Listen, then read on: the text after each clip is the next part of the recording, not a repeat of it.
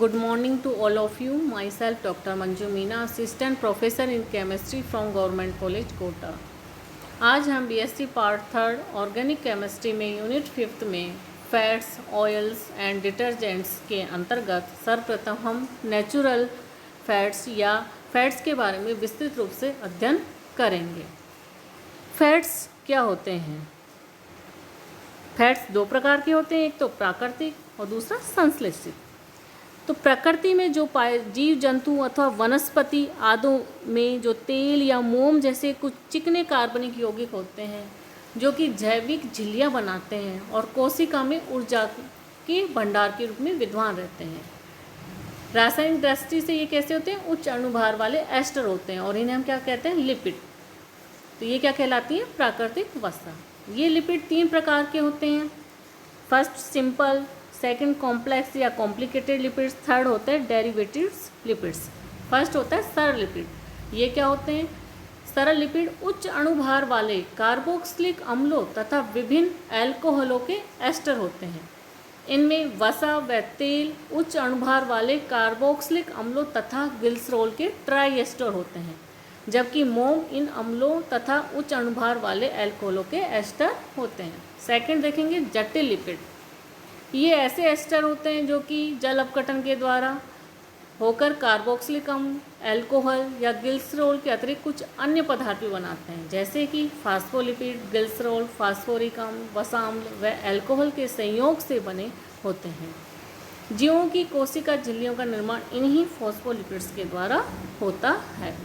Third होता है लिपिडों के व्युत्पन्न। लिपिडों के व्युत्पन्नों में विभिन्न श्रेणियों के वसा अम्ल, ग्लिसरॉल, अल्कोहल, उच्च अणुभार वाले जैसे कोलेस्ट्रॉल, मीरिसिल अल्कोहल, सिटिल अल्कोहल आदि, कैरोटीन, स्क्वेलिन जैसे हाइड्रोकार्बन व कोलिन जैसे बेस का उल्लेख कर सकते हैं। लिपिड प्रकृति में पाए जाने वाले लगभग सभी वनस्पतियों एवं एनिमल्स में पाए जाते हैं। लिपिड युक्त पदार्थ का यदि ethyl ether, petroleum ether, benzene या क्लोरोफॉर्म के साथ यदि हम निष्कर्षित करवाया जाए तो उस विलयशील निष्कर्ष को कच्ची या अपरिष्कृत या क्रूड फैट्स कहते हैं। इस क्रूड फैट्स में वास्तविक वसा के अतिरिक्त मोम, जटिल तथा व्युत्पन्न लिपिड के अतिरिक्त हार्मोन्स, वाष्पशील तेल आदि भी उपस्थित रहते हैं। यदि हम इस क्रूड वसा को NaOH जैसे बेस के साथ गर्म करें तो वसा, मोम, जटिल लिपिड एवं मुक्त अम्ल तो साबुन बनाकर जलीय सतह के रूप में वितरित हो जाते हैं। ग्लिसरॉल व फास्फेट आदि जल में घुल जाते हैं और स्टीरोल, पिगमेंट, हाइड्रोकार्बन आदि जल के अंदर अविलयशील रहते हैं। जैसे हम देखें, जो ये क्रूड वसा है वो NaOH के साथ साबुनीकरण के द्वारा वसा अम्लों की सोडियम लवण प्लस ग्लिसरॉल बनाती है। मोम फास्फेटाइड या फास्फोलिपिड NaOH के साथ वसा अम्लों के सोडियम लवण, अल्कोहल या और फास्फेटाइड क्या बनेंगे? वसा अम्लों के सोडियम लवण, ग्लिसरॉल, Na3PO4 और एमीन बनाता है। इसी प्रकार स्टीरोल हाइड्रोकार्बन पिगमेंट NaOH के साथ कोई भी अभिक्रिया नहीं करता है। ये साबुनीकरण के योग्य नहीं होता है। तो लंबी श्रृंखला युक्त कार्बोक्सिलिक अम्लों या वसा अम्लों की ग्लिसरॉल एस्टर को वसा कहते हैं। चूँकि ग्लिसरॉल एक ट्राईहाइड्रिक अल्कोहल है, जबकि वसा अम्ल मोनोकार्बोक्सिलिक अम्लों के होते हैं। अतः ट्राइग्लिसराइड होते हैं जो कि जल अपघटित होकर 3 मोल तो क्या देते हैं? ग्लिसरॉल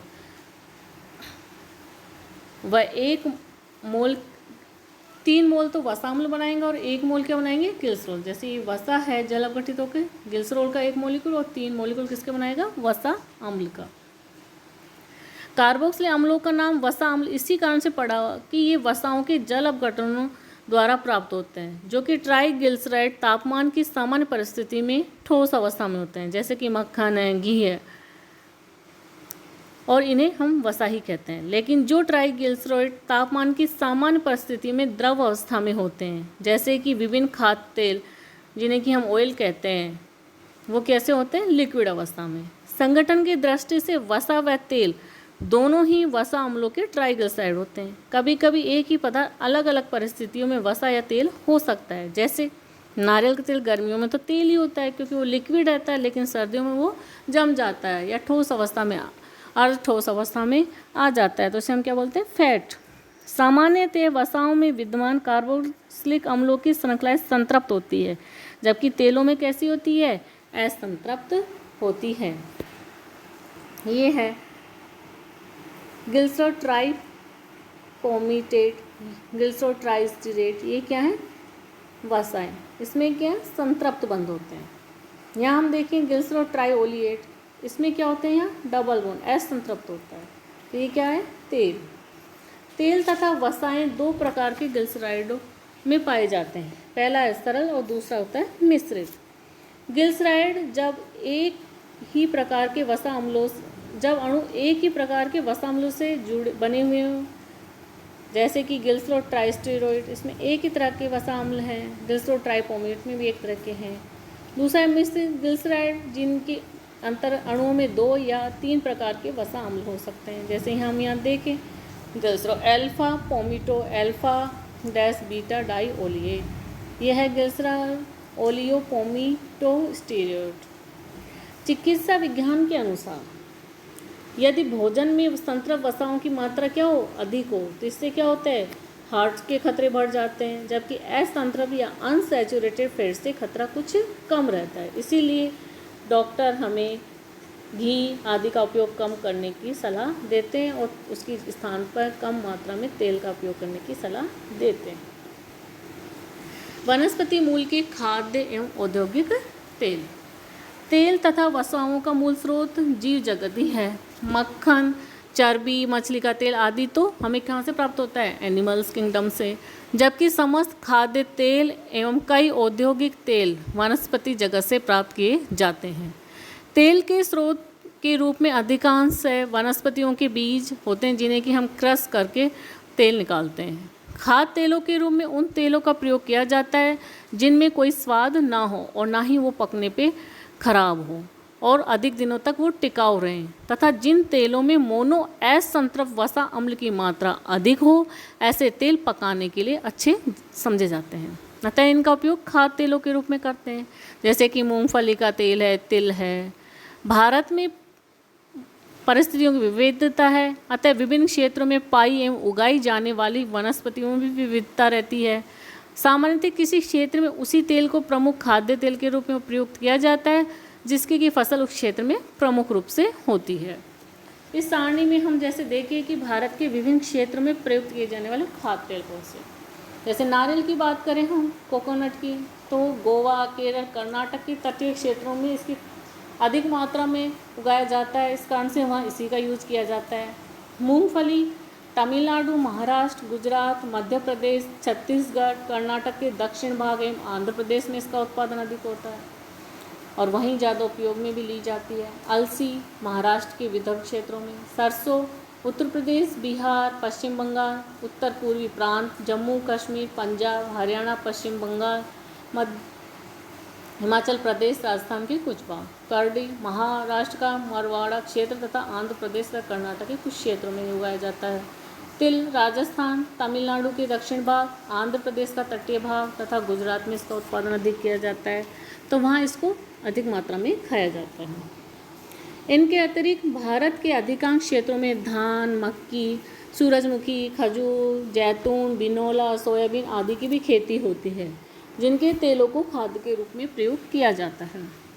इनमें सर्वाधिक महत्वपूर्ण और अधिक काम में लिए जाने वाले तेलों में नारियल, सरसों, तिल, मूंगफली के तेलों का उल्लेख हम कर सकते हैं। इन तेलों में 45 से 75% तक ट्राइग्लिसराइड पाए जाते हैं। इन ट्राइग्लिसराइडों में पाए जाने वाले वसा अम्लों में असंतृप्त ओइक अम्ल का प्रमुख योगदान होता है। आजकल पश्चिमी देशों की होड़ तथा विभिन्न शोध कार्यों के प्रकाश में आने से सूरजमुखी, सोयाबीन, खजूर, जैतून, बिनोले, धान, करडी या कुसुम के तेलों को भी खाद्य तेलों के रूप में प्रयोग किया जाना लगा है। इन तेलों को विभिन्न रासायनिक उपचारों के द्वारा रिफाइन करके इनके रंग, गंध आदि को दूर कर लिया जाता है और इन रिफाइंड ऑयल्स को रूप में इन्हें मार्केट में ये बिकते हैं। इन तेलों में ट्राइग्लिसराइड की प्रतिशत मात्रा 18 से 20-22% तक होती है। इन ट्राइग्लिसराइडों में पाए जाने वाले वसा अम्लों में अधिकांश कैसे होते हैं? असंतृप्त वाले लिनोइक एवं लिनोलिक अम्लों की उपस्थिति प्रमुख होती है।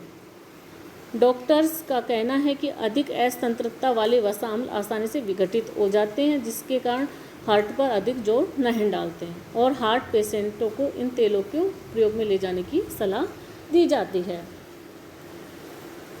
प्लांट्स में मूल के विभिन्न तेलों का उपयोग प्रमुख रूप से खाद्य तेल रूप में किया जाता है। इसके अतिरिक्त इन तेलों के कई अन्य उपयोग भी होते हैं। अरंडी का तेल औषधियों में, अलसी व बिनौले का तेल वार्निश व पेंट में आदि में भी प्रयुक्त करते हैं। इसके अतिरिक्त करीब करीब सभी खाद्य तेलों का उपयोग साबुन बनाने में किया जाता है। वनस्पति मूल के कई अन्य तेल भी हैं जिनका उपयोग खाद्य तेल के रूप में तो नहीं किया जाता, लेकिन उनका विस्तृत औद्योगिक उपयोग है। कुछ प्रमुख वानस्पतिक पेड़ और उन तेलों के विस्तृत उपयोग की जानकारी हम निम्न सारणी में देख सकते हैं। जैसे धूपा है, वेटेरिका इंडिका, इसका उपयोग किसमें किया जाता है? विशेष श्रृंगार साबुन, मोमबत्ती, मॉलिश के तेल एवं विभिन्न मिठाइयों में यह प्रयुक्त होता है। करंजा, पोनेंजामिया पिनेटा, इसका उपयोग ग्रीस, स्नेहा, त्वचा का मरहम, मालिश का तेल, कपड़े धोने का साबुन, चमड़ा शोधन करने में एवं एपॉक्सी यौगिक बनाने में करते हैं। खाकन, सभी प्रकार के साबुन तथा मालिश का तेल बनाने में इसका उपयोग किया जाता है। कोकम, मरहम, प्रसाधन, सूती धागों के कड़क बनाने में, औषधियों के निर्माण में कर दिया जाता है। कुसुम, बालों में लगाने का तेल, कपड़े धोने एवं नहाने का साबुन बनाने में करते हैं। महुआ, मेडुहोका इंडिका, इसका उपयोग हम किस में करते हैं? नहाने व कपड़े धोने का साबुन। मोमबत्ती, जूट व ऊन के उपचार के लिए, वनस्पति साबुन के निर्माण में, ग्रीस बनाने में तथा मिठाइयों के निर्माण में करते हैं। मारोटी, कैलोफिल्लम इनोफिल्लम, औषधीय युक्त नहाने कपड़े धोने का साबुन बनाने में, औषधीय युक्त तेल बनाने में, फफूंद से बचाने के लिए नावों पर लगाने में प्रयुक्त करते हैं। नाहौर, इसका उपयोग एनामल पेंट को सुखाने में, मालिश का तेल बनाने में, त्वचा का मरहम, मुलायम एवं नहाने का साबुन बनाने में एवं एल्कोलॉइड रेजिन के निर्माण में प्रयुक्त होता है। नीम, एजेरिका इंडिका, कपड़े धोने का साबुन बनाने में, नहाने का साबुन, मुलायम एवं औषधीय युक्त साबुन बनाने में, मालिश का तेल बनाने में, त्वचा मरहम बनाने तथा एनॉक्सी यौगिक बनाने में इसका उपयोग करते हैं। रतन ज्योत तेल का उपयोग कपड़े धोने का, नहाने का साबुन, मुलायम साबुन, स्नेहक बालों में लगाने का तेल, मोमबत्ती बनाने में, प्रदीप्त करने में तथा फेनिल बनाने में प्रयुक्त करते हैं। रबड़, इसका उपयोग पेंट, वार्निश तथा हर प्रकार के साबुन बनाने में प्रयुक्त होता है। साल, नहाने व कपड़े धोने का साबुन बनाने तथा मिष्ठान बनाने में उपयोगी है। उंडी, कपड़े धोने एवं औषधि युक्त साबुन बनाने में, औषधि युक्त तेल बनाने में तथा नावों पर लगाकर उन्हें फफूंद रोधी बनाने में प्रयुक्त करते हैं। इस प्रकार से विभिन्न प्रकार के ऑयल का उपयोग किया जाता है। नेक्स्ट क्लास में हम इसी क्रम में सामान्य वसा अम्ल एवं असंतृप्त तेलों का हाइड्रोजनीकरण आदि का विस्तृत रूप से अध्ययन करेंगे। Thank you.